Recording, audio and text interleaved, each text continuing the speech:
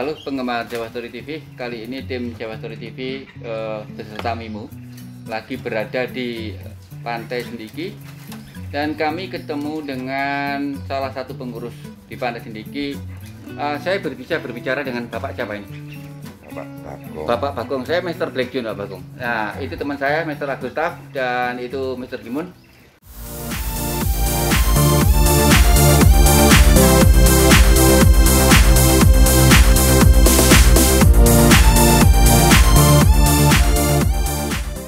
Selama kami berjalan mulai dari tahun 2015.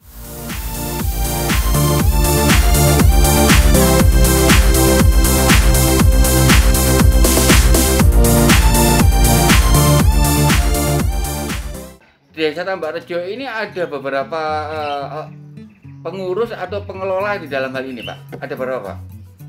Untuk Desa Tambak Rejo, untuk wisatanya itu ada 3. Wisata pantainya 3. 1 itu CMC atau 3 warna, 2 Tambahan Indah, 3 Pantai Sendiki. Itu dikelola Karang Taruna atau dikelola desa sendiri maksud saya? Untuk Sendiki ini dikelola oleh 30 orang Pok Darwis, kelompok sadar wisata, Pak. Dan untuk Tambahan Indahnya dikelola sama, artinya juga dikelola oleh warga, Pak.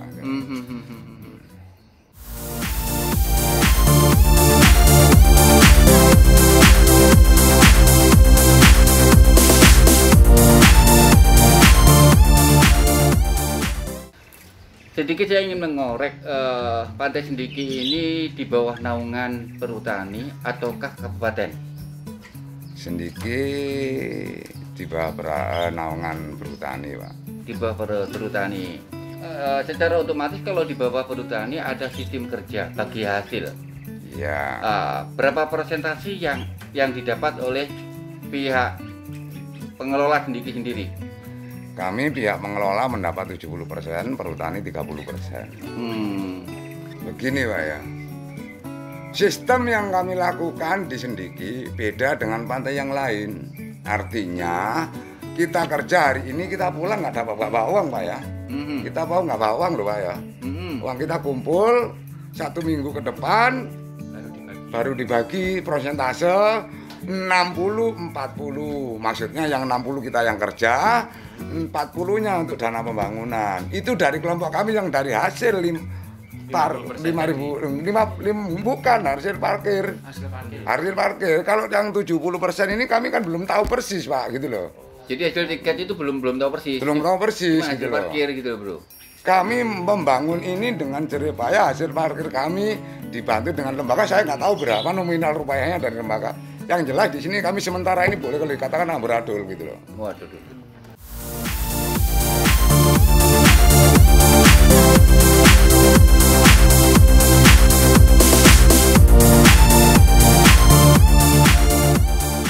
SDM kami maaf Pak, memang seperti ini. Kami petani, kami penggembala sapi, dan tidak pernah tabu dengan adanya wisata kita itu berjalan itu meraba-raba tanpa ada yang menuntun gitu loh Pak. Ya. Semua itu belajar dari ketidakbisaan. Jadi semua orang itu asal mulanya nggak bisa, tetapi kalau mau belajar saya akan mampu. Tapi ini waktunya sudah lama, 5 tahun sebenarnya harus lebih bagus gitu loh. Waktu itu 5 tahun adaptasi itu 1 tahun 2 tahun sudah cukup Pak gitu loh. Seharusnya seperti itu. Kalau kesannya kira-kira apa Pak Bagong? Ya, kalau boleh kami mohon dibantu Pak ya.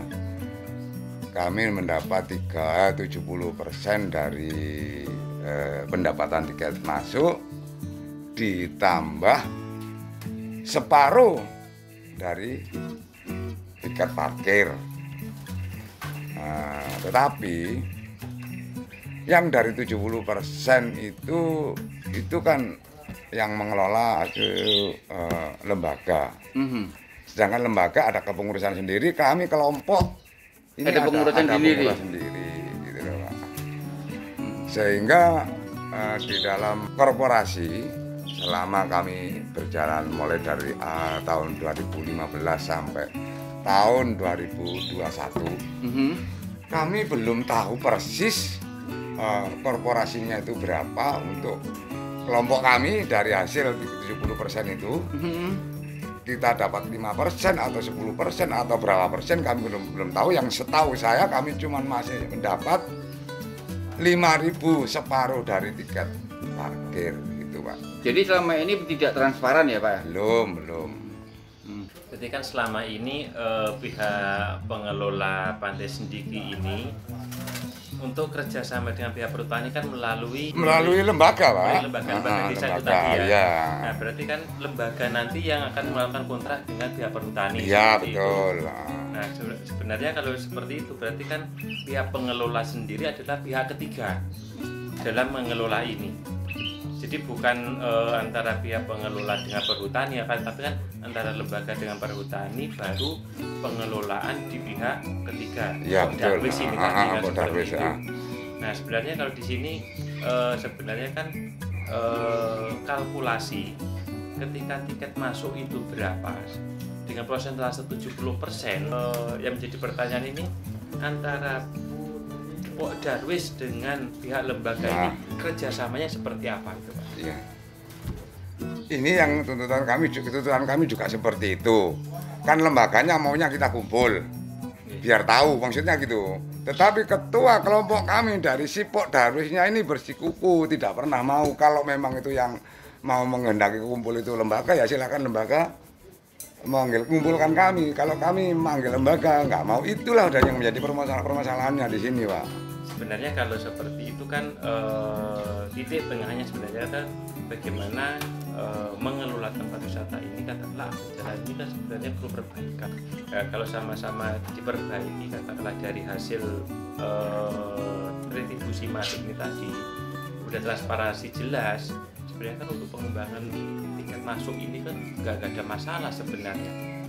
Seharusnya ya betul. pengembangan itu sebenarnya. Kalau ada keterbukaan dari masing-masing pihak untuk bagaimana membawa itu ke depan lebih baik. Pantai Sendiki sebenarnya view-nya semuanya kan keren bro ya. Bagus, Tapi kalau penanganannya ya Ya. dari Pok Darwis dan lembaga tadi itu tidak ada suatu apa namanya chemistry, sinkronisasi. Ini saya bagaimanapun juga kita tetap akan amburadul gitu. Salah satu contoh kalau kita memperhatikan sebenarnya yang Pok Darwis sendiri itu sebenarnya kerja ibarat kata kerja bakti ya. Ya. Kerja bakti. Masalahnya apa? Harusnya di pantai itu sendiri. Siapa yang bagian tukang bersih-bersih? Berapa gajinya dan sebagainya. Gitu. Nah, ini kan harusnya kan lembaga ini kan harusnya mengerti, memperhatikan sejauh mana yang harus dikerjasama dengan lembaga dengan Pok Darwis ini bisa bagus kan begitu. Kalau saling mengedepankan egoisnya, secara otomatis tidak akan pernah bisa berkembang. Ya, susah Ya. berkembang. Sebenarnya kalau gitu langkah pihak ketiga, apakah ya balik lagi kepala desa? Ya, kepala desa kan Pak tadi kepala desa atau pelurah kan? Desa. Ya, betul, Desa. kepala desa. Nah, kan harusnya bisa menjadikan mediator untuk ketemu antara lembaga dan Pok Darwis. Ya, betul. Bapak Lurah juga ngomong gitu. Kamu kumpul. Kalau nggak mau di balai desa, dimanapun saya siap untuk memediatori permasalahan kalian. Tetapi, gitu loh, kembali lagi dari kami, Pok Darwisnya, ketuanya itu loh Pak, yang awalnya itu ketuanya itu kan juga lembaga Pak, gitu loh. Awalnya dia itu ketua itu Pak Nyana Pak Pratikjati itu lembaga, keluar dari keanggotaan lembaga menjadi ketua Pok Darwis gitu. Sistem pemilihan daripada ketua Pok Darwis gimana? Gini, selama 5 tahun ini ya kami ngomong apa adanya. Kami tidak mengurangi, tidak menambah. Mulai terbentuknya pengelola pantai wisata sampai hari ini yang namanya kepengurusan ini belum ada yang dipilih. Pada waktu itu masih ditunjuk oleh kepala desa.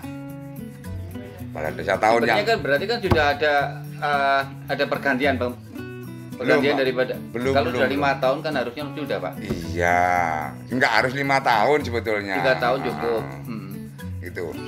Dulu pertama ketua kelompok sadar wisata itu lembaga plus kepala dusun sebelum beliaunya purna tugas kan gitu loh.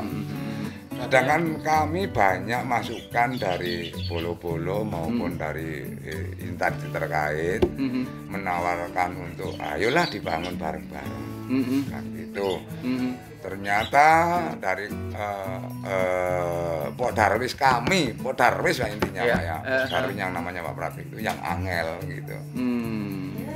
Sampai bahkan kerja bakti 4 kali berturut-turut ini beliaunya tambah nggak hadir. Ya. Jadi kalau itu sudah bisa hadir, mungkin nanti yang 70% ini akan clear kan gitu Pak. Betul. Sebenarnya ketua lembaga sendiri welcome juga Pak ya untuk berkumpul. Oh siap. Tapi kan yang perlu dipertanyakan kan ketuanya Pok Darwis ini ya. Ya. Ini. Ya kalau boleh ngomong ini, tapi ini juga tidak masuk di dalam apa itu namanya berita sebetulnya dari sisi intern keluarga beliaunya sendiri itu banyak beban Pak gitu loh, sehingga nggak fokus siapapun.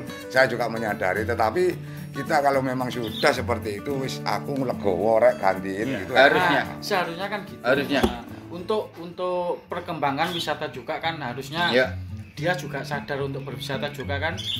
Lebih baik kita menyerahkan pada yang lebih bertanggung jawab lagi supaya Pantai Sendiki ini lebih maju lagi. Jadi inilah yang jadi pokok permasalahan kami di sini, yang sebagian ini maunya minta ikut aku bergabung di lembaga, yang sebagian ingin aku bergabung di KTH. Nah, sedangkan di situ yang rupa-rupanya kendalanya di sinilah, yang maunya ketua itu ikut KTH. Nah, di sini Pak permasalahannya. Ya, bagaimanapun juga masalah materi itu menggiurkan. Tetapi kalau kita punya satu nilai kebersamaan tanpa keegoisan yang bertindak, maka kita akan menjadi masyarakat yang lebih aman dan lebih damai. Tidak saling mencurigai satu dengan yang lain. Seperti itu Pak Bagong ya. Iya.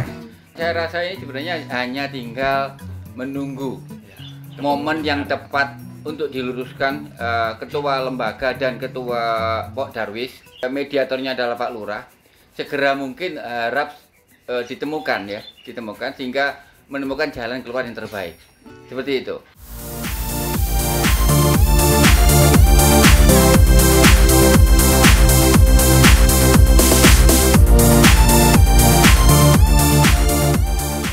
Menurut saya gini, dengan potensi yang ada di Sendiki, kalau nggak dikelola dengan maksimal, sayang sebenarnya. Betul sekali. Tapi kalau dikelola dengan benar, view-nya bagus seperti itu, ombaknya juga gede, tinggi gelombangnya. Sebenarnya kalau dikelola itu dengan fasilitas yang ada sekarang aja sebenarnya itu udah mencukupi sebenarnya kami, Pak. Ya memang kami natural Mas, alami maunya seperti itu. Cuma kalau itu ditata dengan akses jalan yang memadai, lebih cakep lagi sebenarnya. Betul. Semua itu mengelola cuma jalan Mas, infrastrukturnya yang dikeluhkan. Itu. Dan perlu diketahui, ini sekalian kami promokan. Sendiki tidak ada yang namanya makanan mahal. Ngopi 3.000. Rawon jenengan maem wonten di Pahlawan Trip 35 sampai 75.000. Di Sendiki cuma 12.000. Resepnya ini yang bikin di sana. Namanya warung Mbak Mi. Warung Mbak Mi. Apabila orang luar di sana, penggemar di sana yang ingin destinasi di Pantai Sendiki, mampir ya toh, mampir di warungnya Mbak Mi. Lah suaminya siapa namanya? Pak Bagong. Orangnya supel banget, Bro. Orangnya supel, ganteng pula ya. Ya gitu.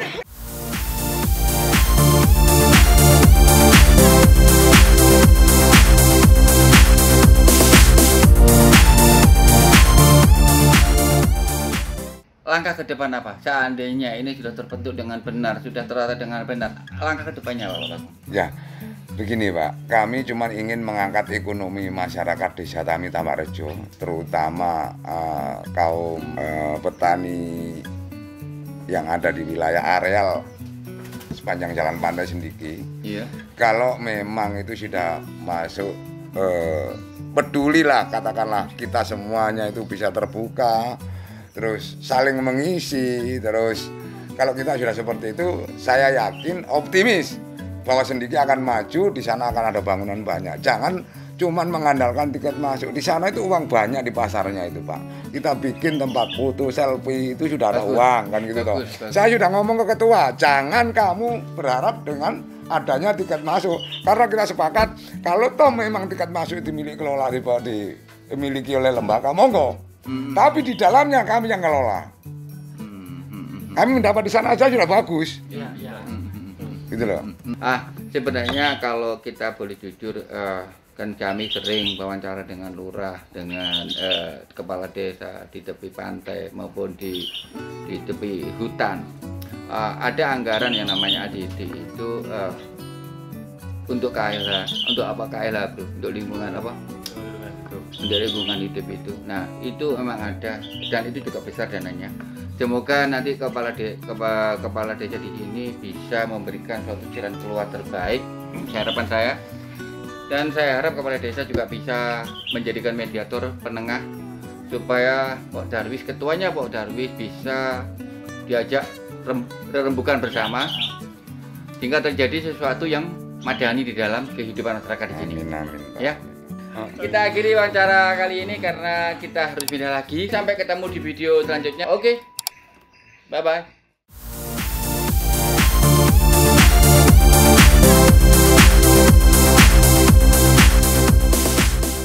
Kami tim Javasteri TV diundang oleh salah satu penggemar yang ada di Kota Pekalongan. Kali ini saya ada di Kota Pekalongan di Museum Batik.